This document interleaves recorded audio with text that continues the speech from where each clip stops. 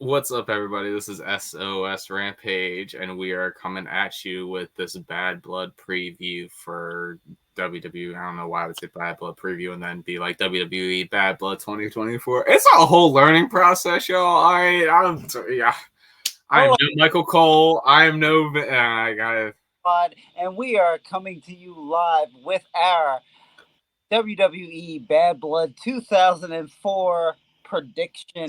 2004. 2004. Yeah, because Bad Blood's a throwback. Okay, but it's time. We're talking about 2024's Bad Blood, though. Oh, we're not talking about Shawn and Triple H? Nah, not Sean Triple H. Uh, You got to go to the other show. We gotta re-record, and we gotta go back to the other channel for that one. NXT. But appreciate y'all for joining in. Let us know in the comments how you feel and what you want to see. And my name is, SOS Rampages, like I said, down over that way, and he is over there. That's me. That's you. Hi. You're not Dolph Ziggler this time. Ah. But we are going to be doing kind of like a brief preview of what we kind of think might happen at Bad Blood. I know the card is probably not 100% solidified since we were talking on Thursday. I mean, we might be seeing some stuff on SmackDown breakdown and add to the card. But as of right now, we're going to kind of go over just a brief kind of breakdown, just seeing kind of how we feel and what we think is going to happen and how the show's going to turn out. Starting with at least what we have no idea how the actual card's going to break down as far as that's concerned. I'm going to go in order of kind of importance in my mind. I don't mean to take any shots at anybody, any sort of, any, it doesn't mean anything bad about that. It's just kind of how why are you giving me a look? I'm not. I'm listening. This is my ear. We're going to go with what is not a title match, and we're going to go with the Damian Priest and Baylor match. Mr. Balor. And how do you feel that that's going to break down? What are you feeling about where are we going?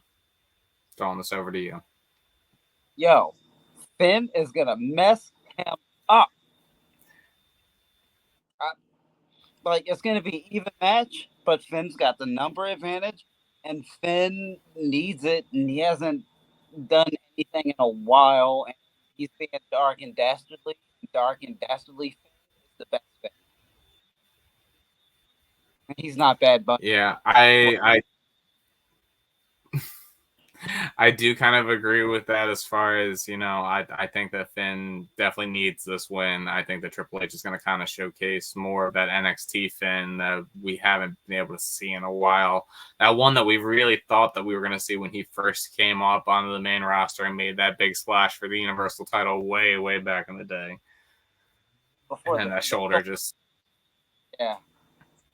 It hasn't been and right Damien's already had his shine. So, it's kind of... It does fit in that, and you said like you said, he has the numbers as well. Mm-hmm.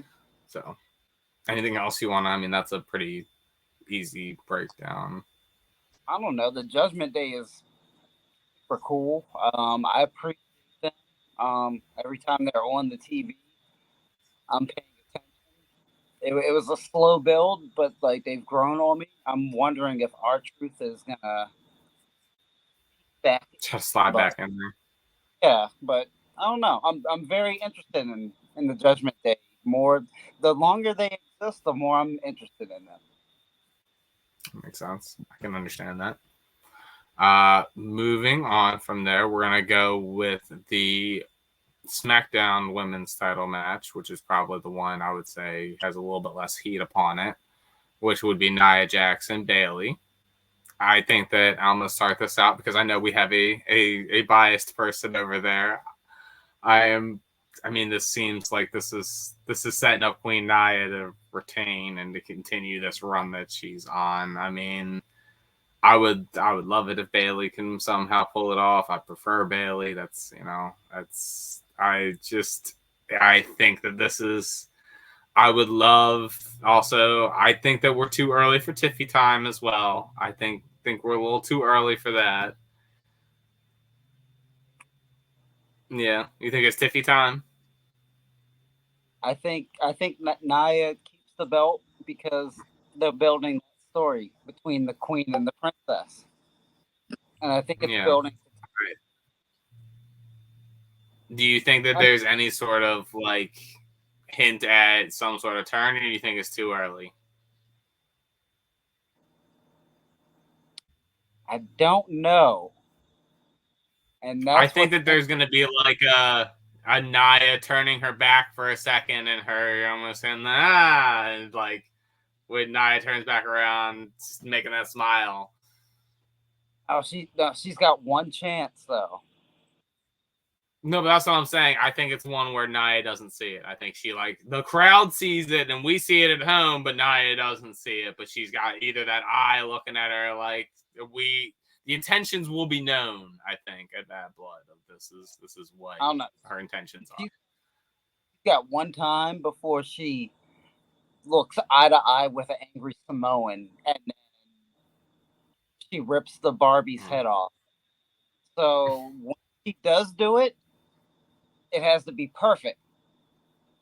Yeah, and that's what's very true about perfection. I get that. Going over to the other women's match, we have Bailey. Huh? I didn't even say Bailey. I didn't even say Bailey. Yeah. Because this isn't about her. I'm sorry. She had her time. It happened. It was a thing. My light. I should have say it over Bailey, please. Oh my God, thank you. Damage control. More like it. Moving to the other side of the women's division, we are going to be talking about Rhea and Liv with Dirty Dom hanging above in the shark cage. I think that this is a pretty, once again, I think there's going to be shenanigans afoot with Dom above the ring. I don't know what he's going to drop. It's going to be something that she's going to drop down from there, and Liv's going to catch it and somehow be able to pick up the victory. I think, at least, I think that's okay. I wasn't sure if you were coming back.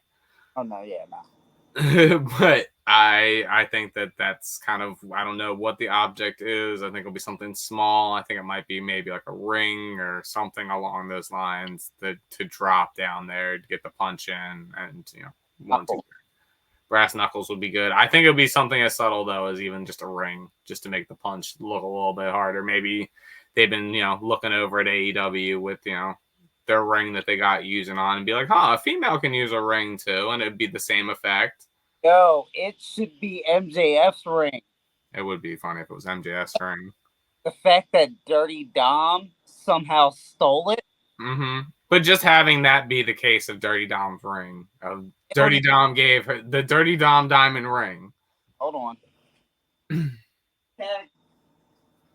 But I think that would be kind of the best case scenario. And take the hot tag in so that we can, I will talk about a little bit more of this card while my man goes and gets his pizza right quick. But I think that, that would be an interesting way to go about it.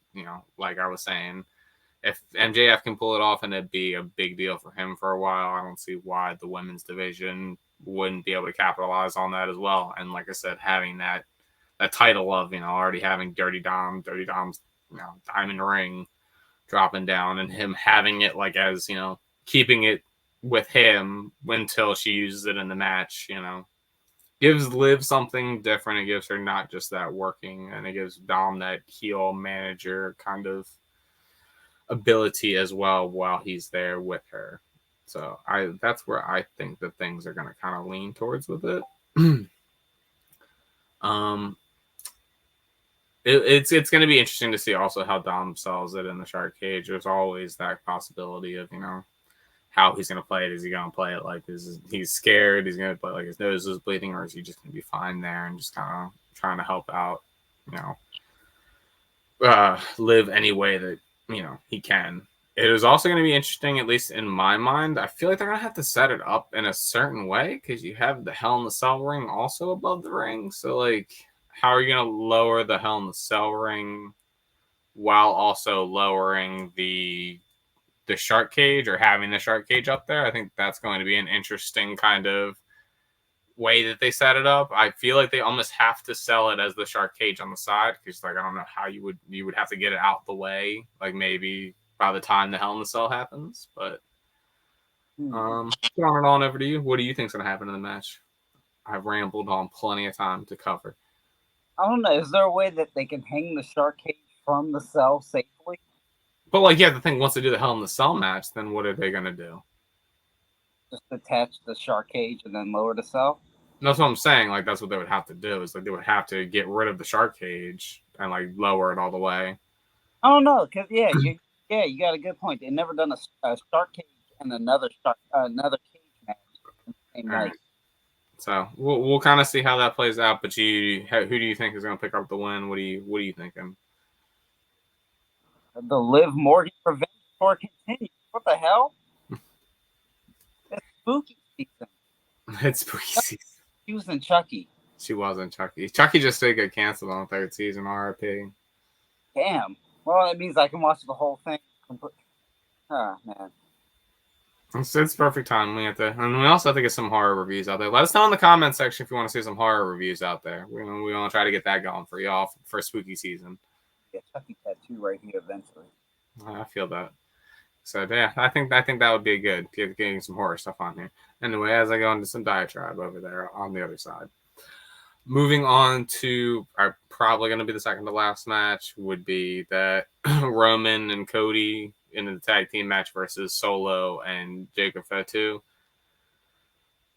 Because we have not talked about this on the other episode. Check us out on WFN over there, wrestling, breaking down the wrestling barriers if you want to see more content. But how do you feel about this cinematic way that they're building this Cody and Roman storyline as opposed to like a traditional wrestling angle, the way that they shot it, being at the dome, being at a football stadium, them talking like basically shooting it like it's a movie scene?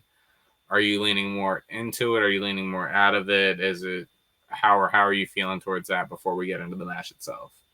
I like it because like they're building up something big.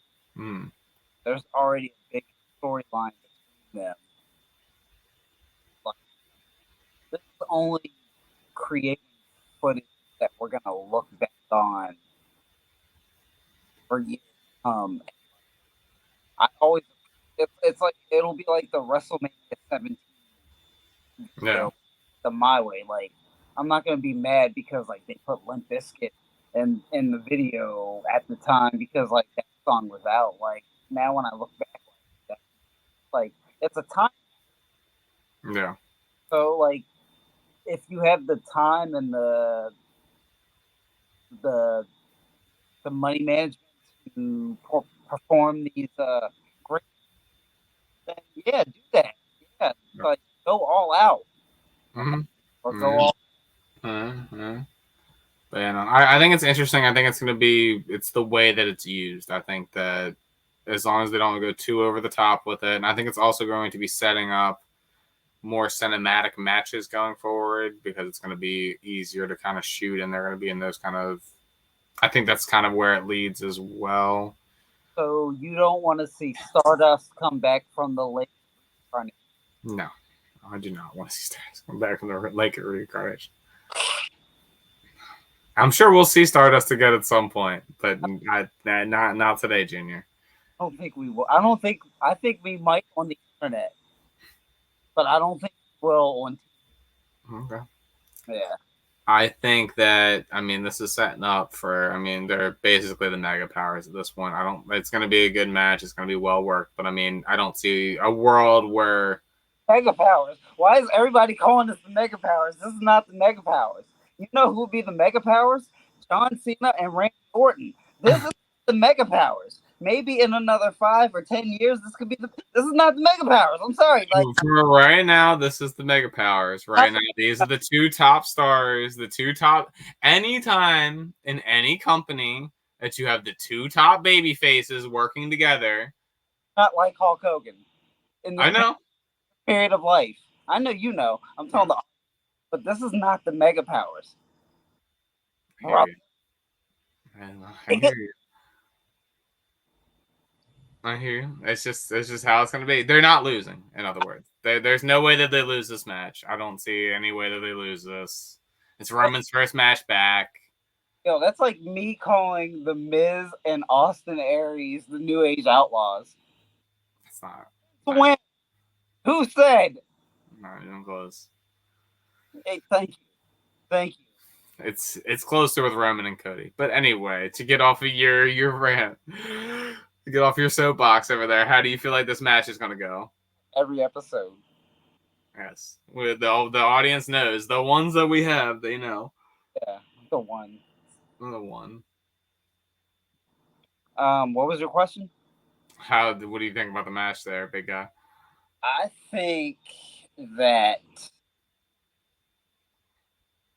think Solo and Jacob are gonna win because like they're making such a big deal out of the unmega powers. What do you smell what the Rock is cooking or something? What are you doing over there? I'm just how? Why? For what?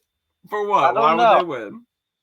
I don't know because they're building up so much, and I feel like in the long run they want to build up more drama between Cody and Roman, and if not Cody and Roman, then the Rhodes and the Anoa'i family, babies. You feel this confident? I mean, you know me, and you know what I'm gonna follow up with. How confident you? What you want to bet some push-ups? You want to do like 3 push-ups or something? All right, brother, calm down. The Hogan stance on me. What you want to bet a green tea? I mean, we can come up with whatever the bet is, but how you gonna follow that? Yeah, are you? No, I love small bets. That's all I'm saying. 3 push-ups or like a green tea, I'm all down for that. But like, if you're like, nah, man, you gotta walk the plank. I'm like, yo, sir, there's not even an ocean around here. So let's figure that out later. Leave in the comment section if there's anything that you would want to see. Within reason.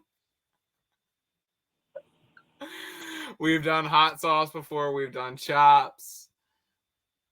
We're pretty. Yeah, there's some hot sauce. We can do some push-ups, like he said. If we don't hear anything in the comments, we'll bet 3 push-ups on it. How about that? If we don't hear anything in the comments, and I feel like it should be 5 at least. 5 push-ups. 5. You big man, you can do it. 5 push-ups. So you want what? 5 push-ups or whatever they say in the comments. Yeah. If it's reasonable. Yeah. Okay. If the comments are reasonable, there we go. All right. I'm gonna go tell Doe to comment. No. He's a maniac. That man does. All right. Is that moving on? Oh wait, no, we got. We got pray to me over here, CM Punk. Yeah. Do I think? Okay, so here's my breakdown of this match. Look in my eyes. In my head. See. Look in my eyes. What do you see? Yes. That Punk's probably gonna win. That being said, my heart says Drew kick the shit out this man, hurt him. He's fragile. Put him through the ringer. I want to see it. I want to believe in this Punk. I want to believe that he can make a run at it like he wants to, like he's talking about these title runs. He's doing a good job with this Drew program right now. But there's also a part of me where Drew's laying it in, but I want to like that longer match, that more. The pace picked up a little bit. So with your CM Punk love over his career, still has that little Bret Hart kick out with, like, still kind of want to see him. I still want to see him do better, but I feel like a hurt girlfriend or a hurt lover at this point. You've hurt me so many times, Mr. Brooks. You've promised so many things. You've done so many things throughout your time where I have faith that there's something in there, but I want to believe that this, like he had said, and this is the telling part, and this is when I kick it back over to you after for your 2 cents on the subject.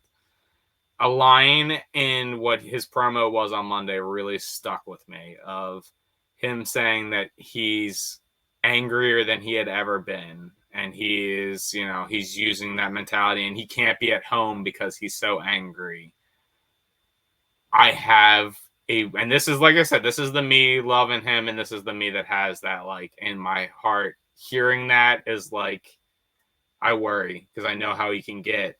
And is this storyline? Is this Drew getting to him, or is this the WWE structure and having to go back on the road and having to work and having to deal with people that he doesn't? In AEW, as much as he complained, I believe that people did let Punk be Punk and left him alone in that aura of Punk be Punk. I believe that when he came back into this WWE system, whether it be him knowing in the back of his head that, like, okay, they have this mentality about me, they have this way that they think about me, I need to prove them differently, I need to prove them wrong, or if it was straight up told to him by, management, be like, we need this out of you, we need you to be one of the boys, we need you to be one of the, and that's never been him. That's never been that his style. He's always kind of been like that.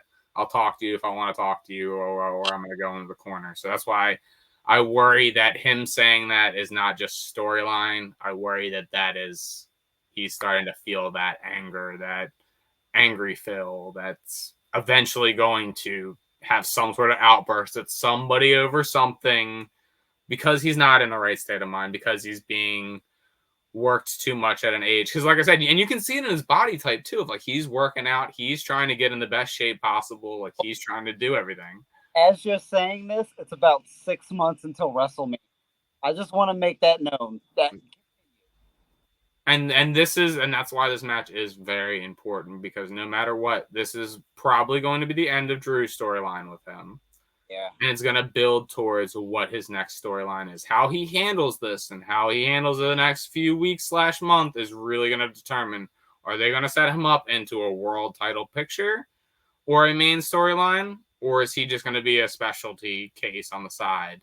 And if he starts getting an inkling of him not necessarily getting what he wants, how is he going to react? How is that if he's not getting that world title push and he's getting put into a storyline kind of similar to the WrestleMania 30 situation of, we don't see you in this light, but you can work with me, pal. Yeah. Punk wants, he's got that Bryan in him, he's got that Bret Hart in him, he's got that, he's an artist. He wants certain things, he wants to work the way he wants to work, especially when he knows, just like a Bryan, just like everybody else, he doesn't have that much time left. He wants certain things to be done while he's still there. What's his main event? And that's where it's very, I'm curious to see. This is a very interesting time, and just like I said, it's not necessarily me not liking Punk, because like I said, I truly I liked Punk. He was like one of the first standouts in that WWE ECW. I mean, he's all throughout, I've liked him, but it's the late Punk. It's the seeing how it's kind of developed later on in his career, that he shows signs of it earlier than I feel like a lot of us realize. I think in AEW, and I think also in WWE when he had left, there were signs of this Punk. There were signs of him getting upset with what's going on. You can quote me, and you can do the, I remember I said this when he first comes in, he has that 6 months to a year where he's company man, he's there, but like, look at now, they just made him go over to the CW for NXT.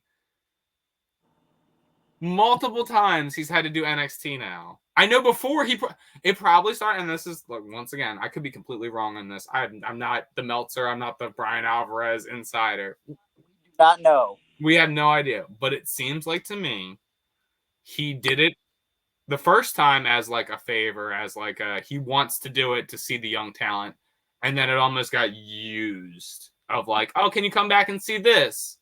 And then he did it, and now it's like, oh, can you come back and be on TV? They already know you're showing up for the shows. Can you just be on? And that's when he starts to get that like in his head of like, oh, now you expect me to be on NXT too? Okay. You're already going to be around, this guy. You could do a interview with her. You like these people. They like you. They look up to you. Why don't you just stop by? And that's where it's like that old adage of like, you can have a great talent, but like people want to go to the well with it too often, and you want to use it too much of like especially with a talent that is so, they're squeezing too much out of the sponge. Yes, and he's not going to keep producing after a while if you keep squeezing everything out of it. Dry up and become old and crusty, and his hair's going to change colors, and he's going to want to go back home to Larry. No, I feel you completely. But like, I got my rant over. You go ahead and say what you got going on. The pressure. Okay, so with all that being said, I think Drew's gonna win. Okay. Because CM Punk is, oh my God, my light. Bailey. Tiffany Stratton, that's Tiffany. Well, who's your guiding light? Punk's already a made man. Like, Punk's just gonna, he's like John he's become Punk has become the New York Yankees. Like, he can lose on Sunday and come out on Monday and be like, Gunther, where you at? And everybody's like, CM Punk. I mean, for Drew to win that, it's going to take him up to another notch, which he can, like, Drew needs all the things that he can brag about. Not because he needs to brag about things, but just because he needs to have accomplishments behind him that stands for what he's saying when he's saying it to someone that he's about to mess up. I'm trying very hard not to drop bombs, and I think I'm doing a very good job.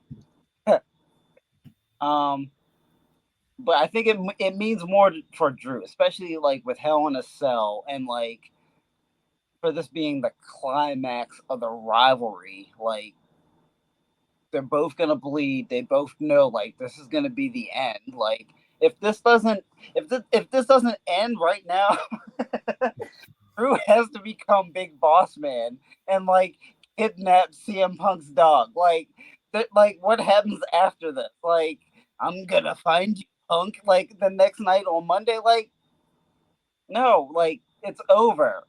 It's over. And I think that and I'll give you the scenario in the world that you're living in. All right, that Drew wins here.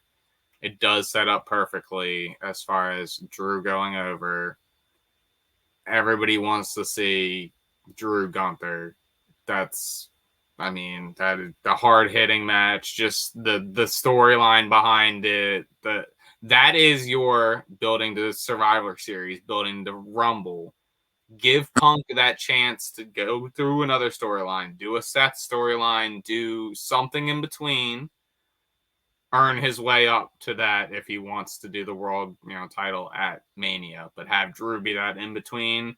And if somehow Drew picks up the win and gets the championship, we can continue this storyline for the world title. And that maybe I don't know what you can do for the main event.